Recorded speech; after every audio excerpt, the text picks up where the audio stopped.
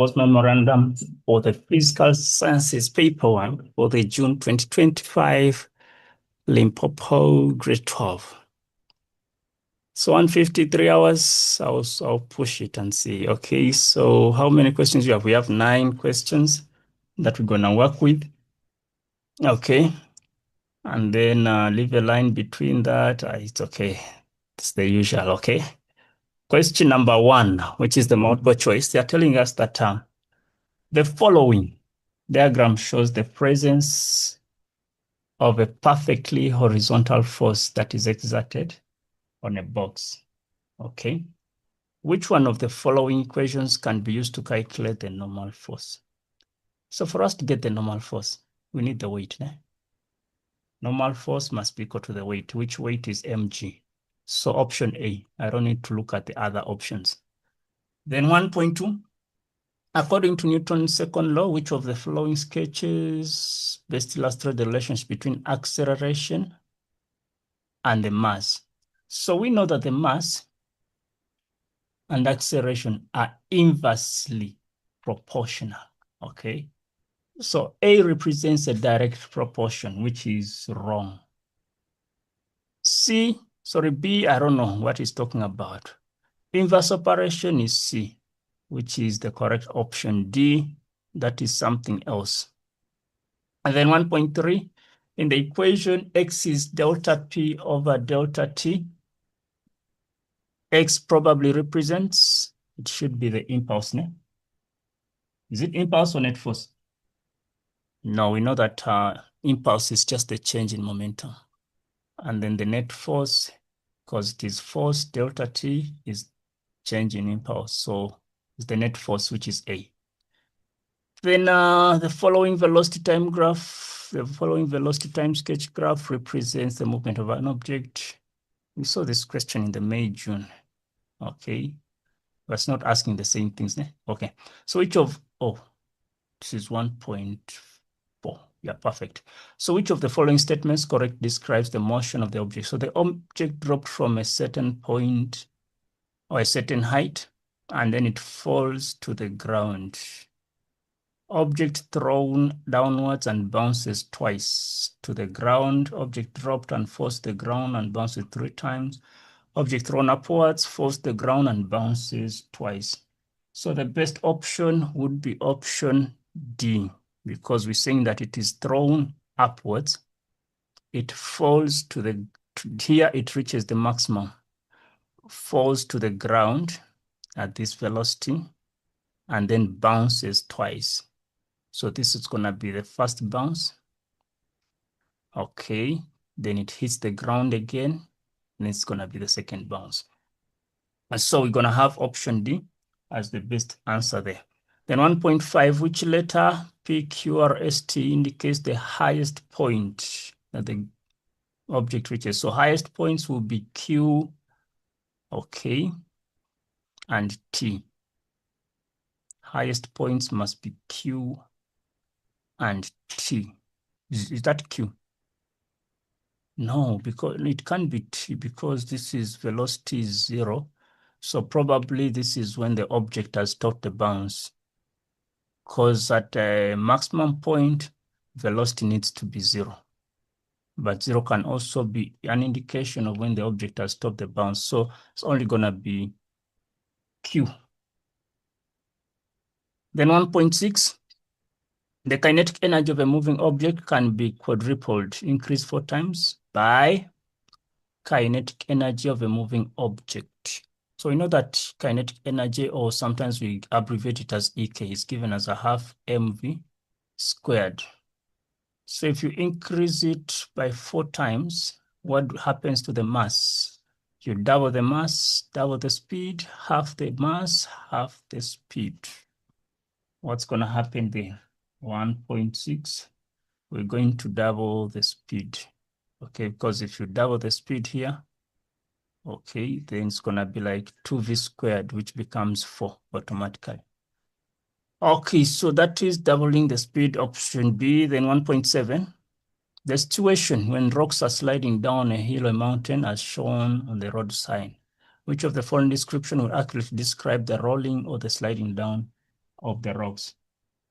And so what we notice here is that one, it is an isolated system and mechanical energy increases. It's an isolated system and mechanical energy increases.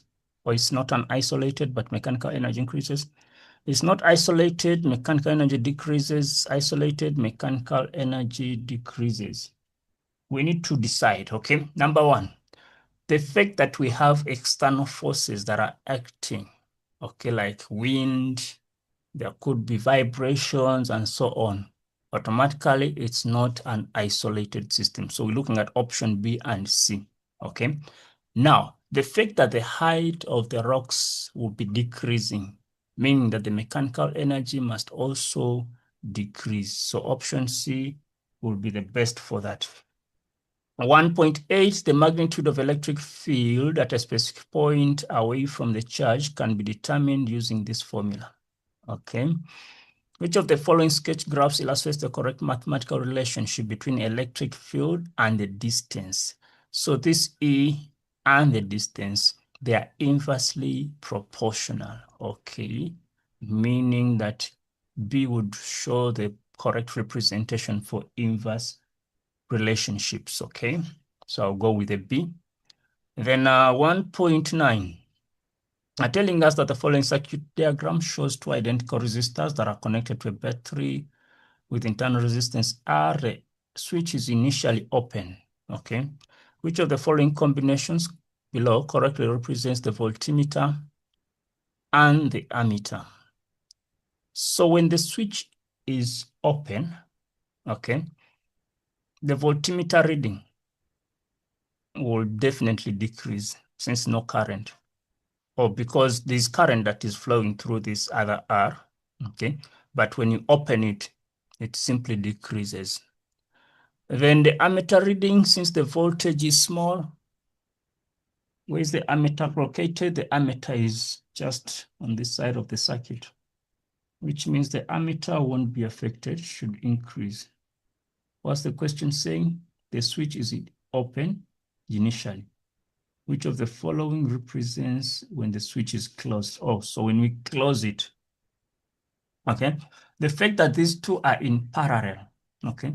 The total resistance is going to be small, it's going to decrease. And when the total resistance decreases, more current is going to flow. And when more current flows, the voltmeter reading will have to decrease. Okay, because of the resistance in this battery, the cell. So we're going with option A. Okay, voltmeter reading will decrease and so on and so forth. Okay, why is the voltmeter reading decreasing? We've said that, no? Okay, then we move on to 1.10. They're telling us that the train driver is blowing a whistle as it moves through the station without stopping. The person waiting for the next train notices that the sound of the whistle is changing as the train approaches, passes, and moves away from the station. Which of the following combination will represent the frequencies that the observer hears correctly? Now, what we notice is that when you're approaching, the frequency of the listener is going to be greater, okay, compared to that of the source. So this is out, this is out, this is okay, this is okay. Then during the passing, the two frequencies need to be equal to each other, meaning that these two are still fine. And then when it moves away, the frequency of the listener must decrease. So meaning that option D would be the best. So 20 marks for that particular question. Then we move on to question number 2. A person loads a box into a truck. He or she, okay, we don't know, fastens the 48 kg box on a 4.3 kg trolley and then pulls it up a rough ramp inclined plane at a constant velocity. So constant velocity is zero acceleration. Using a light inelastic rope, the angle of the ramp is 15, the angle of the tension is 28. Coefficient of kinetic friction is 0.22. Applied force is F that has a magnitude that is 3 times the frictional force. So F is 3 times the Fk, okay, the kinetic friction. We call it mu K. All right, there we go. Then the first question, they want us to state Newton's first law of motion in words. So we know that a body will remain, okay? We're saying a body will remain at rest, or we can say in a state of rest or uniform motion in a straight line, unless acted upon by an external force, or we can say acted upon by a net force. Unless it's acted upon by a resultant force, by a net force, or by an external force. So all those would be fine, but that is how that would be stated. So this is the same as inertia. Sometimes they can ask you to state the law of inertia. All right, 2.2, they want us to draw a free body diagram for the box trolley system as it moves up the ramp. So box trolley. Okay, the trolley and the box. So what we're gonna see is that there is a force applied here. Okay, and then we're gonna have the frictional force that is acting downwards. We can call it Fk. Then this is the normal force, definitely, which is the Fn, and have the gravitational force or the weight. So all I'll say, I'll have my F applied, I'll have my weight, and then I'll have my frictional force. It's going to be at an angle because these two are not, but it's not a big deal. Okay, Fk, and then we're going to have the Fn. Okay, so that is how I would have drawn that for 4 marks, okay? Then 2.3.1, they want me to calculate the kinetic frictional force between the trolley and the ramp. Okay, so I'm focusing on this top part alone. Okay, so what I'm going to do, number one, I can start by saying that my F net needs to be a 0. Where can I write it? Because they told us that the frictional force is 3 times. No, the applied force is 3 times the frictional force. So I can use that relation, okay? But I know that this applied force is also in 2 components. We're going to have the horizontal, which is going to be the F cos 28. And then we're going to have the vertical, which is the F sine of 28. That's also one thing that we can put into consideration. Okay, so what I'm going to do, okay, that I feel could be quicker is for me to look at what do they need? They want the kinetic friction. Let me use the kinetic friction formula and say that my Fk is equal to mu kn, whereby I have my mu k and the n, which is the normal force, is given as the mg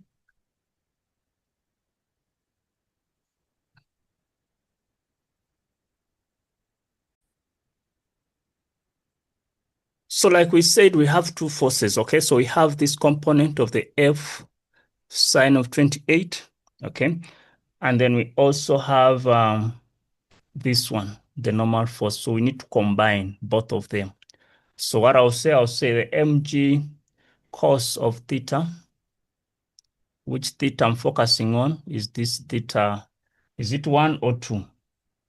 Someone's going to ask, is it 1 or 2? So with the frictional force, we normally use the angle of inclination of this. No? So that's going to be like theta 1. Then I'm going to subtract this component here, which is going to be the ft, the sine of, let's say, theta 2. Okay, substitute, they gave us the coefficient as 0.22 into, this is going to be a 48. Okay. But then we're looking at the total mass, which mass is going to be the 48 times, is it plus? Because they told us it's a 4.8. Is it a 4.8 or a 48? No, the trolley is 4.3, not 4.8. the box is the 48. Okay, so that's going to be 48 plus 4,3 multiplied by the 9,8 and the cos of 15 minus the 3fk. And then this is going to be the sine of 28. So this should be equivalent to fk. So let's open this up. When we punch this into the calculator, okay, we're going to move this that side. And then we add the fk, it becomes a 4fk. Then you divide by the sine of 28, meaning that our frictional force is going to end up being 83,15 newtons. Okay, if you follow the calculations properly. So that is 2.3.1. Then they want the tension as the box trolley system moves up the ramp. Okay, so for us to get the tension, let's first get the force applied. That is going to make life a bit easier. So this is 2.3.2. So we know that the applied force is 3 times the frictional force. So 3 multiplied by the 83,15. Okay, that's going to be a 514, that's going to be a 9. And then this is going to be a 249,45, or someone could have a 46. So this is our force applied. So the force applied is more like the force that is within the tension, okay, because that is the same tension force that is being whatever. So that is how we would have gone about with this particular aspect. Then 2.3.3, they want us to get the normal force on the box trolley. Okay, normal force on the box trolley. Okay, now for us to get the normal force, yes, this question is something else. Ne? We know that our normal force, Fk, is given as the mu k multiplied by n, or from the frictional force, we have something like this, okay? And then for us to get the n, we have our 83,15, we're gonna keep it, okay? 83,15 is equivalent to the mu k, which we got as a 0,22 multiplied by the normal force. Okay, so if we do the division, meaning that our n is going to be 83,15 divided by the 0,22. The way I look at this question, it might have had quite a lot of answers to use. I mean, the range based on which approach you used. Okay, so this is 83,15 divided by 0,22. So this gives me a 377,95 newtons, okay? 377,95 newtons. Okay, so that is what I'm having. Then 2.4, define in words the term power as applied in physics. So we know that power is the rate at which work is done. Okay, rate of doing work, rate at which work is done. That is the simple definition that we can have, okay? Rate at which work is done, rate at which energy is expended or wasted. That could also be another aspect. So the person moves the trolley box system over a 5-meter long ramp in 3,2 seconds. Calculate the power that will be delivered. And so one thing we know about power, okay? We can start by looking at power being the work done over the change in time, okay? Now, our work done, we know that the work done is going to be given as the force delta x cos of theta over the delta t. Let me just combine everything at once.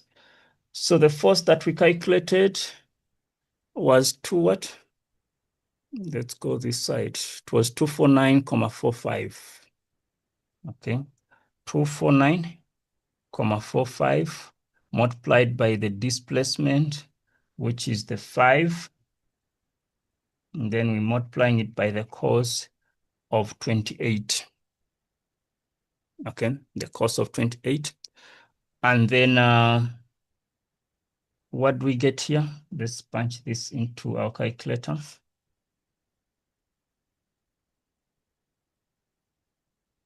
No, but we said we're punching everything at once. So let's divide this by 3,2 Okay, let's just include it as we did that. So when I do that, the power that I'm getting is a 344,20 watts. Okay, so that is how we would have obtained our power. Okay, that the question simply wanted. Okay, so that is 2.5. Then question number, oh, what's going on? This is question 2, and then we have question 4. Oh, is everything okay? This is page 9. So question 3 is out. Let's hope it's hiding somewhere. Let's hope question 3 is hiding somewhere because we badly need it. Oops. Looks like it's in isolation. Let's see. Question number 4. A builder is standing on a crane A that is moving downwards at a constant velocity of 3 meters per second. He or she drops. Okay. I believe question 3 was supposed to be momentum, but it's not included in this question paper. I don't know why.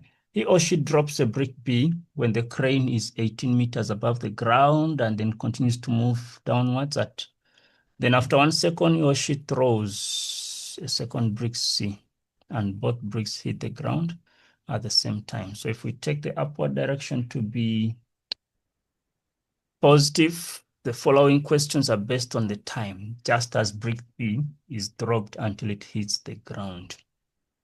The first question is, write down the initial velocity of B. A is moving at this constant speed. Then they drop B when the crane is this above the ground. So this velocity here, since it is constant, so it has to be also the velocity of B, which is 3 meters per second.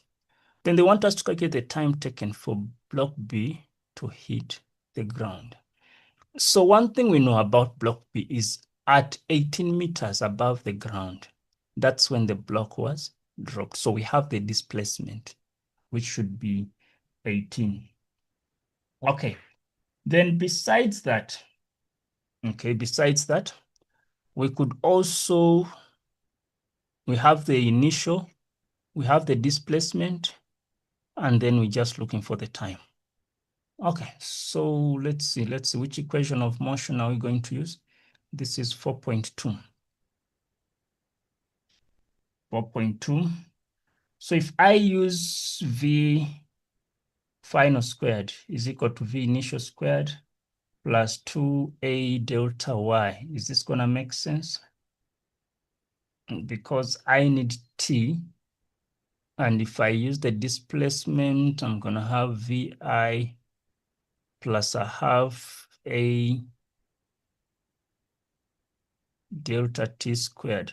I believe this could also be another approach, which I feel is the best, because now I don't have the final velocity and then I'm committing myself to finding it. Okay, so we know that our delta Y was 18 and the V initial was 3. Then we can just solve the quadratic. Okay, so it's going to be 18. Since they told us upwards to be positive, so the 18 is going to be negative, okay, since it's downwards. Then our V initial was a 3, okay, but that V was moving downwards also, so it's a negative delta T, and then plus a half multiplied by negative 9,8 with a T squared. Negatives could also be ignored and you just focus on the positive aspect of it, because if you divide through by a negative, you're going to end up with just a positive. So let me have 18 is equal to 3t plus 4,9 t squared. Okay, so when I have this, okay, this is plus 3t minus 18 is equal to 0. When I use the quadratic formula of negative b plus minus square root of b squared minus 4ac over 2a. So negative, this is gonna be a 3 plus minus square root of 3 squared minus 4,9, negative 18 over 2 by 4,9. So when I punch this, I'll get two answers, but then the most correct answer of interest must be the positive one, which is 1,63 seconds. Okay, that is 4.2. Then 4.3, they want us to get the height from which the second brick was thrown. So how do we get this? So we're looking for delta y. Okay, because they told us the crane continues to move downwards. After 1 second, he or she throws one other brick C, and they both hit the ground at the same time. Okay, so what I'm going to do, I'll just find the displacement. Our initial velocity is still going to be 3, okay? So it's going to be 3 multiplied by the 1 second plus a half times, it's going to be a half times 9,8 times t squared, okay? But then, but why must I even go that route? Because one, it's not going to make sense for me. One thing that I know, we have the delta t as 1 second, and then we have the velocity as 3 meters per second. So we know that the displacement should be, just divide the two. Distance over time, eh? Yeah. What are you saying, Baba? What are you saying, Baba? For us to get the distance, speed is given as distance over time, so which means that the distance is going to be the velocity multiplied by the time. So our velocity is going to be 3 multiplied by 1, which is just 3 meters. Okay. But can we conclude that that is our answer? No, because this 3 is just the displacement with which the block just moved, okay, for that time. So the height of interest will be the 18 minus 3, which gives us the 16 meters. So this is an approach. But even with the delta y, if you say the initial and then that, I believe you could also get the same answer. Okay. Then 4.3.3, they want us to get the height of the crane at the moment that the two bricks decided to hit the ground. Okay, so what do we know? Or what do we have? Number one. Why am I saying 18 minus 3, 16? Yo, it's 15. Sorry about that. So that is 15 meters. They want the velocity with which the second brick leaves the crane before 4.3.3. Let's answer 4.3.2.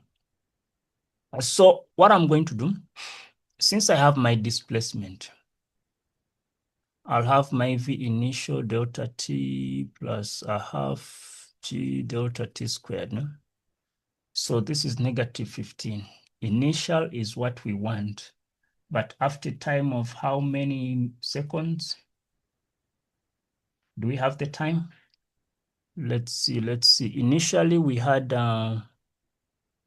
there's a time we calculated for B, which was 1,63, meaning that the time for B is going to be 1,63 minus 1, which gives us a 0,63 seconds.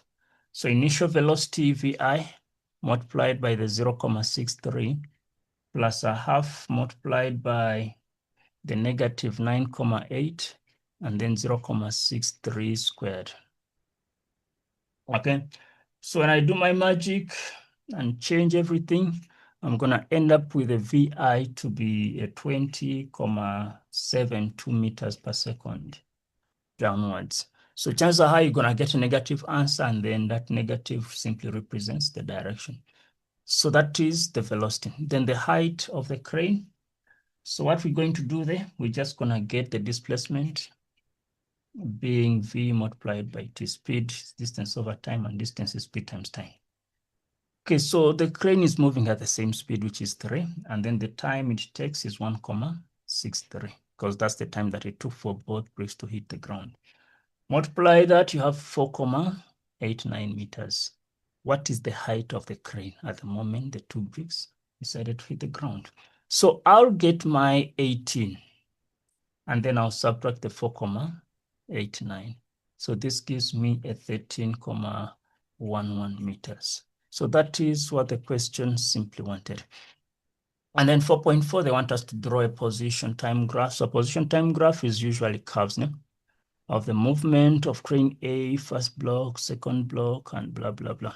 Take the ground as a 0 position. We must indicate the initial positions and all those aspects. Okay, so if I have this as my position, I shall just say y in meters. This is the time in seconds, okay? So initially we had 18, because that was the height of interest. Then we calculated the 15 somewhere. And then we've also now calculated the 13.11 somewhere. Okay. Did we calculate the 13.11? I remember seeing it somewhere. Yes, this one. The height of the crane. Okay. Then what I need to do is that when you look at the time, if this is, let's say, 1 second, this is going to be 1.63. So it's saying both balls should be hitting the ground. So from here, there's a whole lot of mathematics involved here now. So let's just sketch this for now. We know that it's going to be like that. And then the other one could be slightly with a smaller deflection, just up to that same point. And then we know that this is going to be ball B, this is going to be the A1. Okay, then we can just bring about the 15, okay, just at 1 second. And then the 13.11 should be meeting up at that point. So the crane is just going to be at this particular point. I don't know how to draw a crane, guys. If that is our crane, so it's just going to be at that point. Okay, so that is that. Thanks to the drawings. Question number 5. A physics learner of mass 52 kgs skips over a rotating rope by jumping directly upwards. He or she, why don't they give people names? Manages to reach a vertical height of 47 centimeters above the ground. Neglect the effects of air resistance. Okay, explain what is meant by an isolated system. Okay, so we know that this is a system in which the external net force is basically 0. Then 5.2, can we draw a free label diagram of the learner when they are at the maximum height? How many marks is 1 mark? So this learner is just going to have the weight that is acting on them, okay, because there is no normal force since there's no contact with the ground and so on. Then 5.3, if we are to use only the energy principles, can we calculate the speed with which the learner leaves the ground? The only thing we know is that the vertical height is 47 centimeters, okay? And then the learner is 52 kilograms. So that's the only information that we have. Now, we need to go back to the conservation of, because they said we must only use the energy principles. So what we need to do is look at the conservation of energy to say that the mechanical energy at the bottom should be equal to the mechanical energy when the learner is at the topmost or the highest height. So mechanical energy is more like EP plus the EK. Must be the same. This is the bottom, this is EK plus the EP at the top. Okay, so you can combine the two and then we try to look for that change in kinetic energy, okay, the EK, to get the network.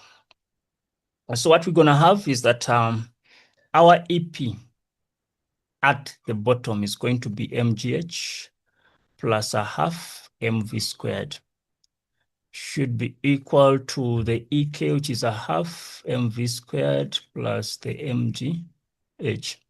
Now, one thing I know is that at the bottom, okay, the height is going to be 0.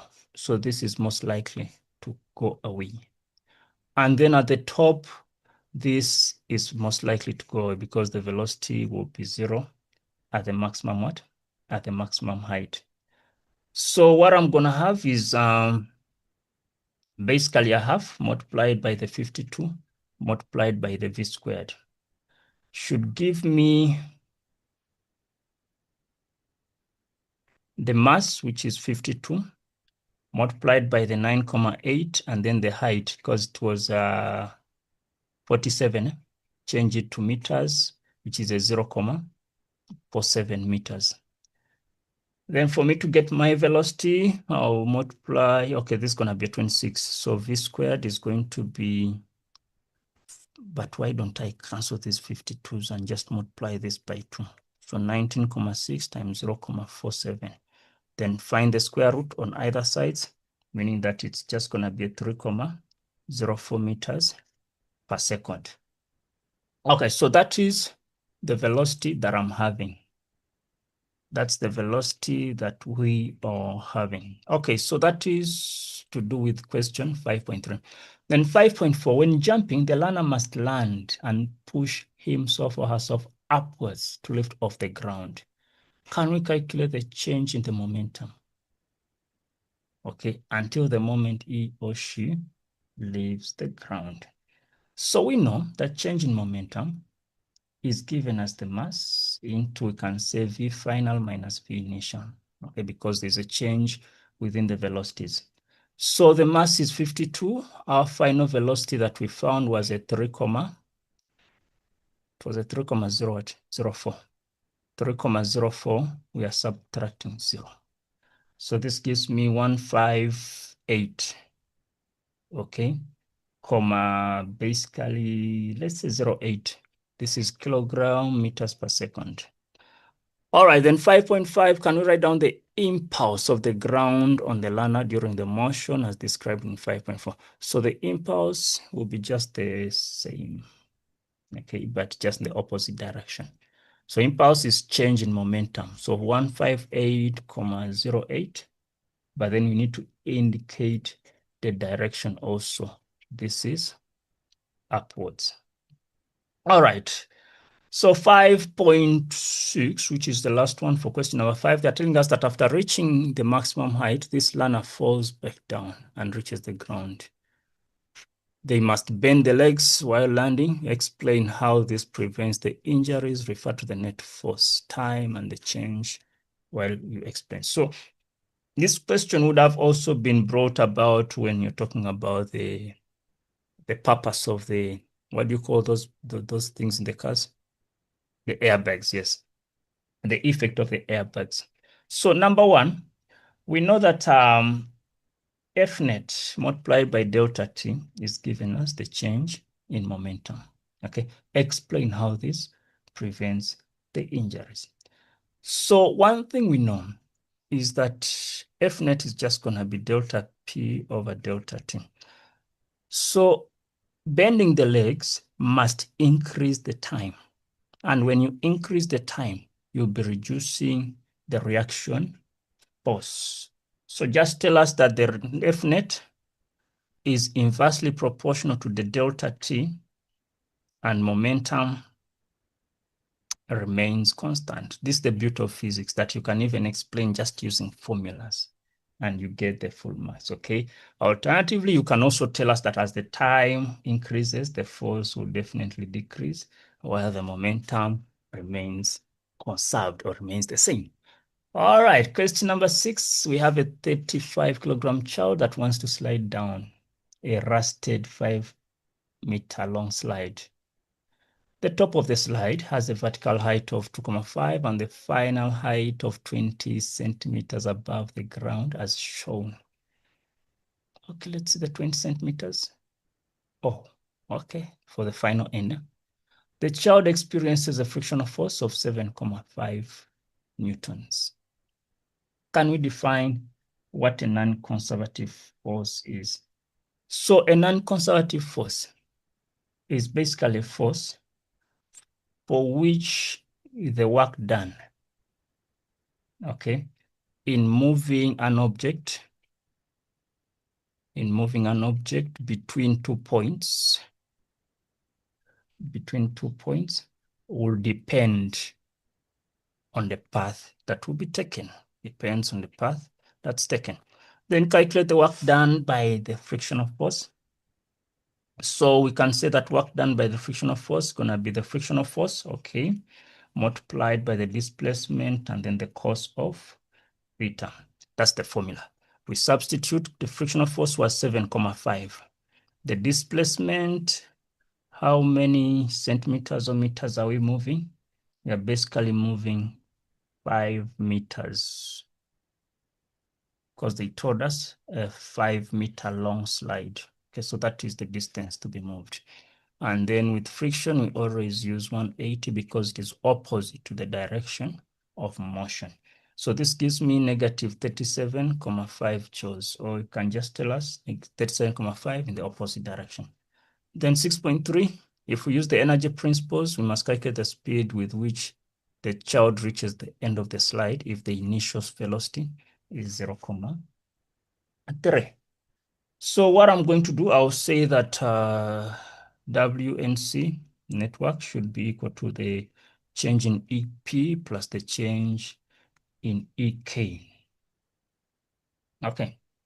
Then alternatively, what I'll say is that the work done, okay, the net work done should be equivalent to the mgh final minus the mgh initial plus, this is going to be a half mvm.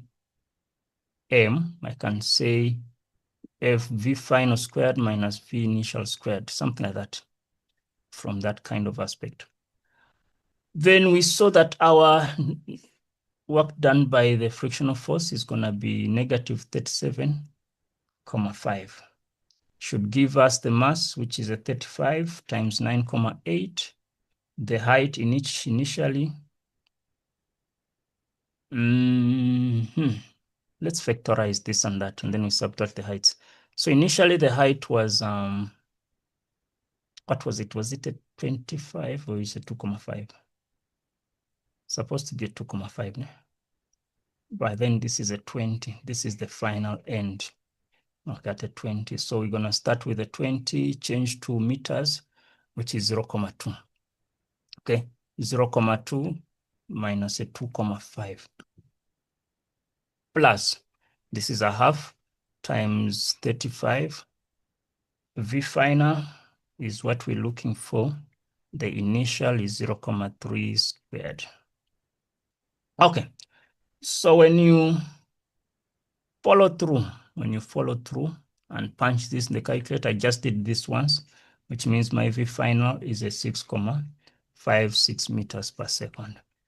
Now, remember they told you to use energy principles. Now, if you try to use the equations of motion, you're going to lose marks there.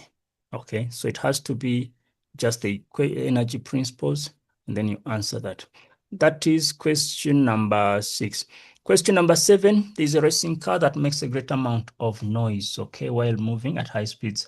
A class wants to determine the effect of movement as observed frequency and ask the racing driver to assist in the investigation. They set up two detectors, okay, and let the car drivers let the car drive from detector A to detector B several times at different speeds. The car produces sound at this frequency, okay? And then one of the detectors records the frequency of this match. This is the frequency of the listener. Name and setting was the wave phenomenon that the class is investigating. So this is known as Doppler effect. Okay, so Doppler effect.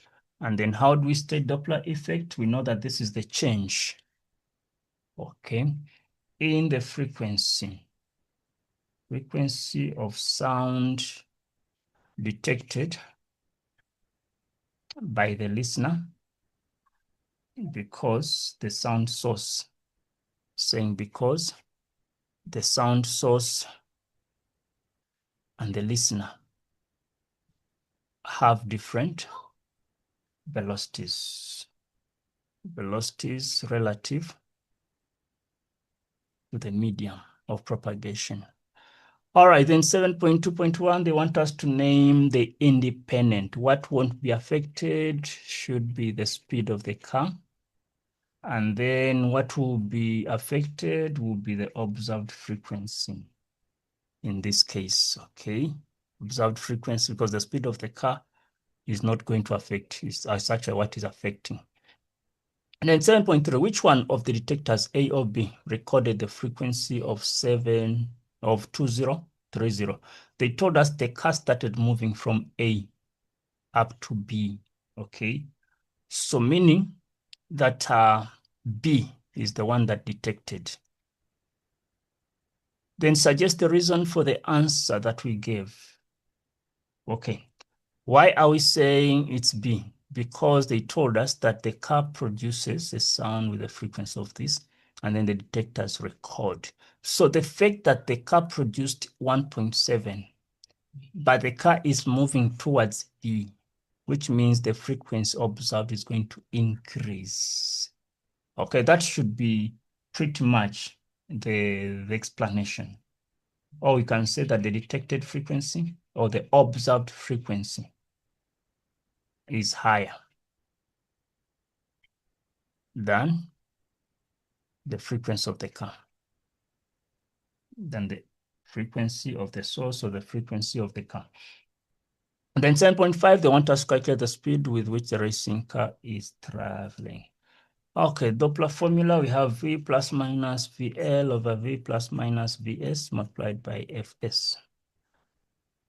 All right, then we just need to do the substitution. So this is gonna be 230 is equal to, they give us the speed of sound, or we must assume the 340. Okay, let's take the 340. 340. Okay, so that's a 340. Velocity of the listener is 0 over the 340. We're subtracting velocity of the source multiplied by the 1.7.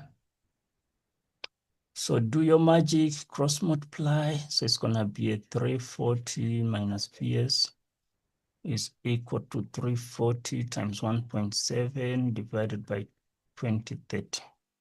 And then you do the subtraction, meaning that the VS is a 55,27 meters per second. Okay, so that is the velocity of the car. Question 8, we have two identical negatively charged small spheres, A and B, placed in a glass test tube. They repel each other. A settles when the distance R between their centers is 25 millimeters, as shown in the diagram, okay? The mass of each is 20. Neglect the effects of air resistance. We're gonna do that nicely. Then can we state Coulomb's law in words? So Coulomb's law simply tells us that the magnitude, okay, of the electrostatic force is directly proportional, okay, directly proportional to the product of the charges, product of the magnitude of charges and inversely proportional. Okay, inversely proportional to the square of the distance, between the centers between them. All right, between the centers or between them, there is no stress about that.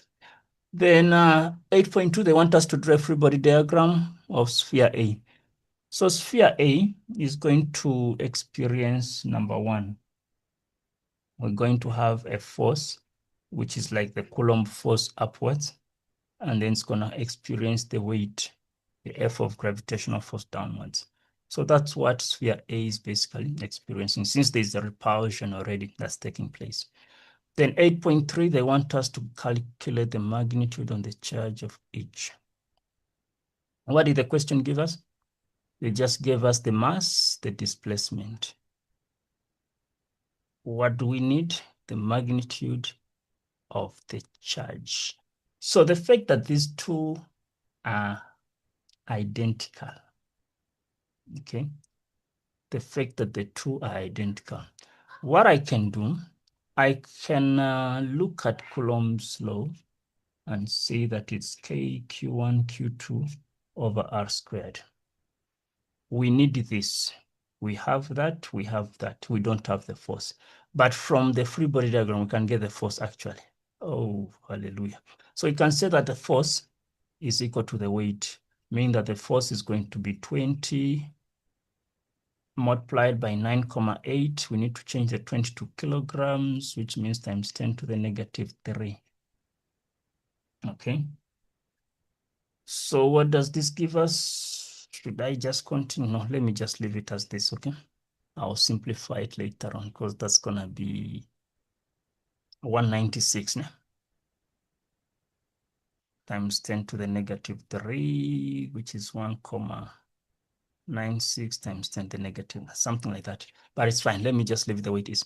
Then from this formula, I can now do the substitution and say that the 20 times 9,8 times 10 to the negative 3 is equal to K, which is 9 times 10 to the 9, multiplied by the Q squared, since they are identical, over the distance between them, which is 25 millimeters, okay? I need to change the 25 to meters, which is a 25 over 1,000. I square that. Okay, so meaning that my Q is going to be the square root of 20 times 9,8 times 10 to the negative 3 times the 25 over 1,000. This is squared. And then we are dividing it by 9 times 10 to the 9. Okay, so when I do that, my Q simply becomes 1,17 times 10 to the negative 7 coulombs, or 11,7 microcoulombs. Then 8.4, can we draw electric field pattern due to sphere A and B? Now, since the charges are the same, and we're seeing them as being positive or negative, which one is which? They told us two identical negatively charged. Okay, so they're going to repel each other. That's 8.4. So we can have this as our A, then this is our B. And then we're going to have something like that. Let's have that. Now, since they remember the number of field lines that are leaving one end should be just the same. So 1, 2, 3, 4, 5, 6. This is 5. And then we can have that. So they must just be coming in. So something like that. So basically, that's all we need with the field lines. We just need to see a region of 0 force in the middle there. Then 8.5, can we draw calculate the electric field of B at the center of sphere A? The electric field of B at the center of A. Now we know that electric field is given as KQ over R squared. So that's a 9 times 10 to the 9, We are multiplying it by the charge, 1,17 times 10 to the negative 7. We're dividing it by the distance apart, which is 25 times 10 to the negative 3. This will be squared. So just punch this into the calculator. I'm going to end up with 1,68 times 10 to the 6. This is Newton per coulomb. That's basically what the question wanted. All right, so that is question 8. Then question number 9, which is electricity. It's the last question. Hallelujah. Okay, so the battery with an internal resistance of 0.7 ohms is connected in the circuit below. The switches are both open, as we can see. R1 has a resistance that is twice R2. Okay. R1 is twice R2. Then they are telling us that when S1 is closed, okay, we close this, the reading of the voltmeter V1 decreases by 1.7 V. And the reading on V2 becomes 5 V. Okay, because when it's closed, current is just passing through this 2 ohm, R2, sorry. The 9.1, they want us to state Ohm's law. So Ohm's law simply tells us that the potential difference across a conductor,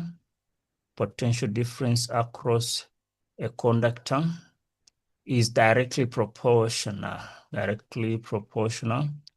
the current, at a constant temperature. They want us to get the current in R2. So we have the voltage here, which is 5V. Do we know the resistance of R2? Do we know the resistance of R2? Nope. But let's see. If we cannot get it from here since we don't know the value of R2, but we can come and look at this internal resistance here. We can look at the internal circuit, okay? Knowing that V internal is given as IR. So when that switch is open, we're going to have a 1.7 is equivalent to 1 multiplied by 0.7. 1 multiplied by 0.7, which is the internal resistance. What is the question asking for? We're looking for the current. So our I is going to be 1.7 divided by the 0.7, which gives us a 2.43 amps. Okay, then they want us to get the resistance R1. So for us to get R1, let's start by R2 here. So we know that if RV is equal to IR, the voltage is 5. The current is 2.43 R2, meaning that our R2 is going to be 5 divided by 2.43, first of all. Okay, meaning that our R2 is going to be 2.06 ohms. But we know that R1 is 2 times of R2. So I'll say 2 multiplied by 2.06, which gives me 4.12. Is it correct? Something like that. That's what I'm seeing. 4.12 ohms, okay? That's what I'm seeing by my calculator. The 9.2.3, they want the EMF for the battery. So substitute into the formula of the EMF. Still the one switch is open. We know that I into R plus small r. But is this gonna help us?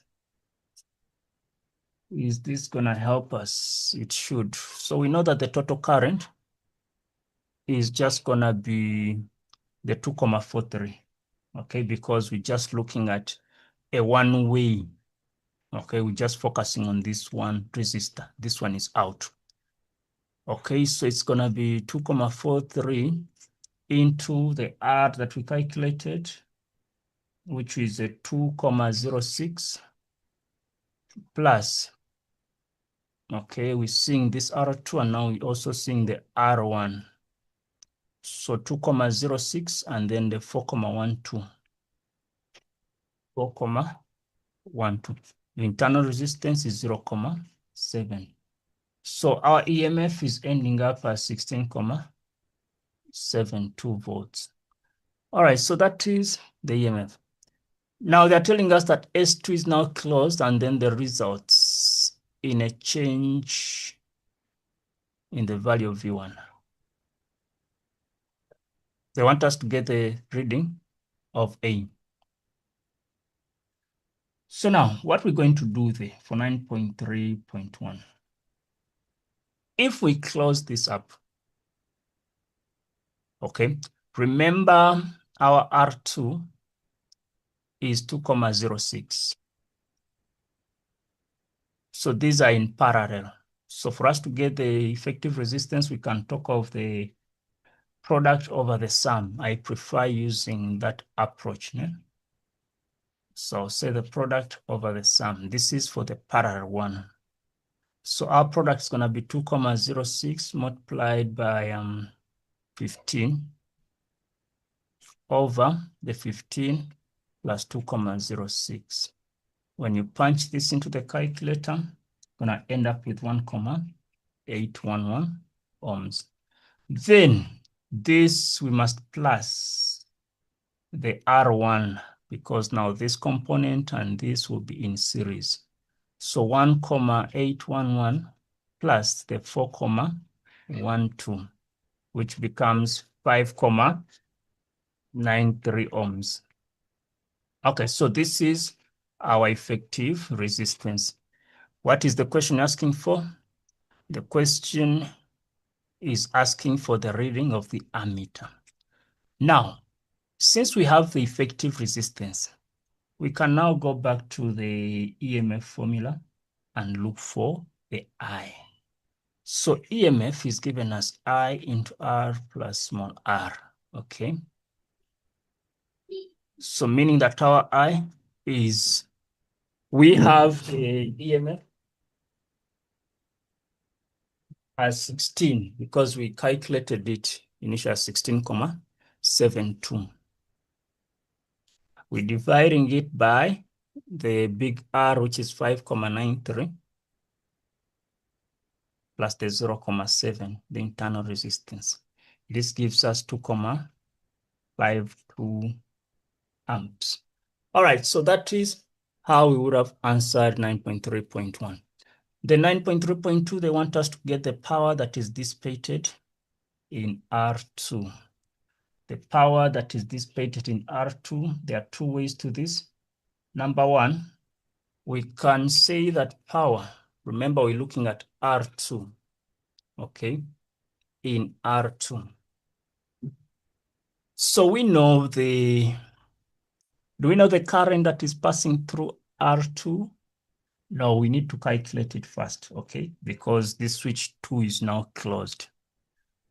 So what we're going to do, we can get the voltage across R1, okay? V1 is gonna be, do we know the current? Yes, we just got the total current now as the 2,52. So V is equal to IR, meaning that 2,52 multiplied by the R, which is 4,12, we're gonna get our voltage there, okay? That's what I'm having now. But this is gonna make sense. It should make sense. It should make sense.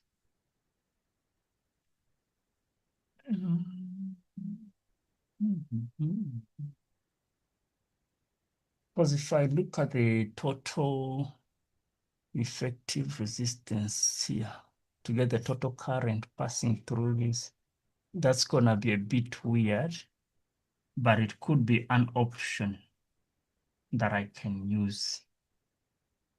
Okay, let me just omit this for now. Let me just use that other one for the parallel component.